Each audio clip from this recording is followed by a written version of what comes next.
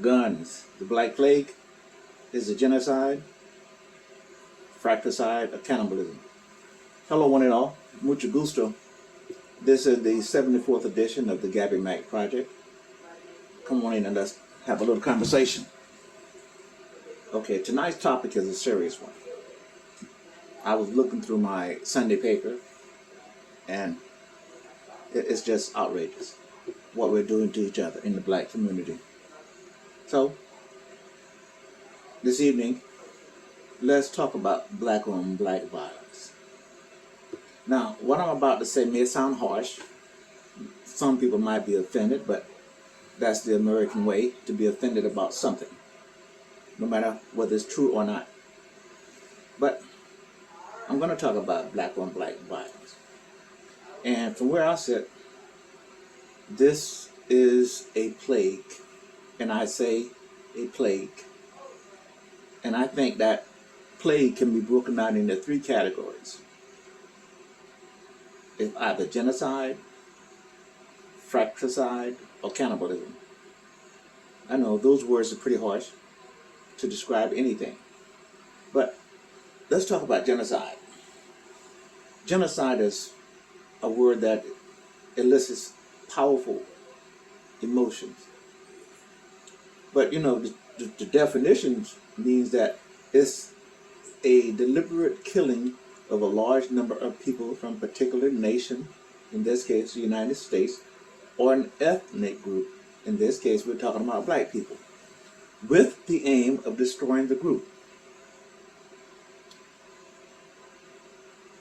Can anyone in our community say that this is not what is happening? I mean, honestly, anyone with eyes can see that's what's been happening within the black community for far too long. You know, we blacks account for 97% of the people that murder someone who looks just like themselves every year. You know, you just got to consider what they call turf battles in inner cities, where gangs battle each other for territory to commit illicit acts. The result has been the deaths of thousands of other black people. You know, those that are killed. No, let's call it what it is. Those that are murdered means that thousands of victims will never grow up into adulthood. Now, if you're one of the quote-unquote lucky ones that survive, you're maimed so badly that you're either confined to a wheelchair for the rest of your life, or you have to urinate and defecate through a colostomy bag until you die. It's just that graphic because it's just that real. Now, people always think about genocide as it relates to what happened to the Jewish people during World War II. But the pure definition of itself is just what I said before. Now, when I say fratricide, I'm talking about someone who murders simply. That's what it means, fratricide. It means killing someone, your brother or sister, from the same group as yourself. That's what so-called homeboys and gang members do to each other every night of the week. Now, when we talk about this last one, it brings back images of black, quote-unquote, cannibalism. And I bet most of you visualize people eating each other in some of those old Tarzan movies. However, in modern times, it's a metaphor. Instead of people eating each other for food, the definition has been expanded to include crimes against humanity, dehumanization, and quote-unquote extrajudicial punishment. Now, if you can't convince yourself that selling drugs to your own people, engaging in turf battles to control those activities in inner cities is not a crime against humanity. So, when someone engages in a drive-by shooting, that is taking law into your own hands and handing out punishment without the benefit of a trial. This so-called quote-unquote street justice is the most extreme example of extrajudicial punishment. I rest my case. Now, I may stand alone and it won't be popular, but sometimes you have to call it for what it is. You know, and it's not just happening in big cities, so-called quote-unquote urban areas. But you know, when they say urban area, what they really mean is quote-unquote black areas. Now, the media has done a pretty good job of making these activities quote-unquote cool, so that now they are even spreading to small towns and even rural areas. Now, in some of these backward areas, you hear about cars passing through streets and randomly shooting into crowds. Now, I think it's about time to stop pussyfooting around and call it for what it is. These are acts of pure savagery. Now, everybody knows the dysfunction didn't just start last week, last month, or last year. It's been evolving since the 1960s. That's back when the Great Society and this social program was supposed to uplift the black community. But we know that it had the opposite effect. You see, some of these programs actually encouraged the splitting up of the black family. Now, bear with me because context matters. You see, back in the 70s was the beginning of what they call the deindustrialization of America. Before that, black men could get a good high-paying job working at a factory and such. But with deindustrialization, most of these jobs were sent offshore to semi-skilled labor in Asian countries. So many black men bore the brunt of job losses. And this was especially true in quote-unquote urban cities, where many black men lived. Now, you see, Uncle Sam saw this and decided to step in and help us, to save us. Now, I don't know how they got it so wrong, but instead of instituting policies to keep black families together, the stipulations they put on their assistants had the exact opposite effect. One of those stipulations were that men were not allowed to stay in the house or apartment if the family received assistance. So black women had a choice to make: keep the family together or sign up for government assistance and receive a guaranteed monthly check. And it's unfortunate, but a lot of them chose the checks. But that decision pretty much disenfranchised black men from the homes. And 70 years later, we pretty much know what the result have been. 70 years of children growing up without fathers. You know, fathers who would be there to not only provide guidance, but to sometimes the strong hand of discipline to children, especially boys. So when you talk about the incarceration rate among black people, you have to remember that a man without a job to support his family feels worthless, and feeling worthless bring out the absolute worst in people, including black people. Some men turned to crime. Others fell into the drug culture to numb themselves because they were ashamed about the inability to provide for the families. And some of those men turned to selling drugs themselves. Now, what do you think was going to happen? If you commit a crime, you're going to jail. So the black population, prison population, increased dramatically during that time. Now, on the other side, just think about it. Now, without the father gone, what do you think happened to the children? Right. Young men either followed in their father's footsteps, or worse yet, turned to the streets for a sense of belonging to something bigger than themselves. And we know turning to the streets meant possessing a gun as a sign of manhood. And the guns in the hand of someone without a moral code is a dangerous thing. So shooting someone or killing someone or maiming another human being over the slightest indignation becomes normal. Becomes normal. Taking a life. And the young girls, well, look at what happened to them. Well, that's when the surge in out of wedlock birth began to rise. I mean, what frame of reference did she have?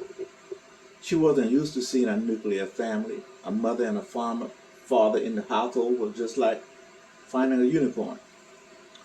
So she searched for love in all the wrong places, and that it found her. Unresponsible boys and men taking advantage of her naivety, and boom, a baby is born. Nowadays, that's been normalized. Today, out of wedlock births stand at 78%. 78% of babies being born are born out of wedlock. Two single women. That's an enormous increase. My, how far we've come. But you know, we don't have to have a sociological study of the last 70 years. All we have to do is examine the last 5 years. Let's just look at the last 5 years, shall we? During that time, black people murdered each other to the total of 12,500 over a 5-year span. During those 5 years, 12,500. That comes to an average of 2,500 per year. Black people killing black people. Now, sometimes when you quote numbers and statistics, you know, people's eyes glaze over. So let's put those numbers in context, shall we? Just think about it. Those 12,500 black people would be enough people to populate the average size town in America. I'll say it again. Those 12,500 black people would be enough to populate the average size town in America. Because there are roughly 16,000 towns with populations of less than 10,000 people. Wow. And it didn't matter whether it was talking about the East Coast to the West Coast, from the North to the South. But you know what we never talk about? We never talk about the collateral damage these murderers wrought on their communities, our community. I'm talking about the effect these deaths had on those left behind. You know, the fathers, the mothers, the aunts and uncles, sisters and brothers, and worst of all, the children. Because these children are now orphans. Orphans. Think about the suffering people must go through when they lose a child. It's got to be an unimaginable pain and void in their lives. So it's time for us to stand up and call it what it is. Acts of savagery, without compunction.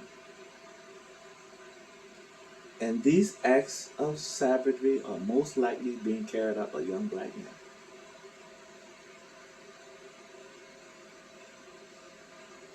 Like I said, it's time for us to stand up and call it what it is. How can anybody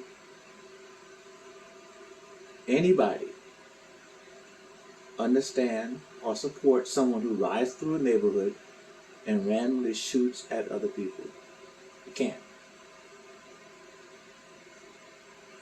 Now, we know that these acts they're like 45 million black Americans. And we know that these people that commit these acts don't represent the majority of black people. Most black people are just average American, getting up in the morning, going to work, coming home to support their family, play with the kids, and take the dog out for a walk. But we can't sugarcoat what's been going on. We know that there is a group of black people who are a malignancy on our communities. You can put your hand over your eyes, you can try to wish it away all you want, but it is what it is. And like I said before, these realities have been around since the mid-60s. You know, a few months ago, I did a video about minstrel shows and their effect on the perception of black people during the 1820s and beyond. Now, if you didn't know these shows were done by white actors who put on blackface and portrayed us in the most demeaning characteristics imaginable, you know, Sambo, Jezebels, Uncle Tom, Mandingos, etc. What they would do is they would put on shows across America portraying us black people as being lazy, buffoonish, you know, couldn't speak the English language well, and that we had low moral character, basically saying that we were uncivilizable. My question to you, to us, is, are we proving them right? You know, we make a lot of noise when a police officer kills a black person. We march in the streets protesting the injustice, rightly or wrongly. But I don't hear that relentless call for justice for the dead blacks that are killed by other blacks. It's just another day at the office. You know, very little is done when we kill each other. Just another day at the office. I don't see the sustained marching, the nightly vigils, us killing each other. Just another day at the office.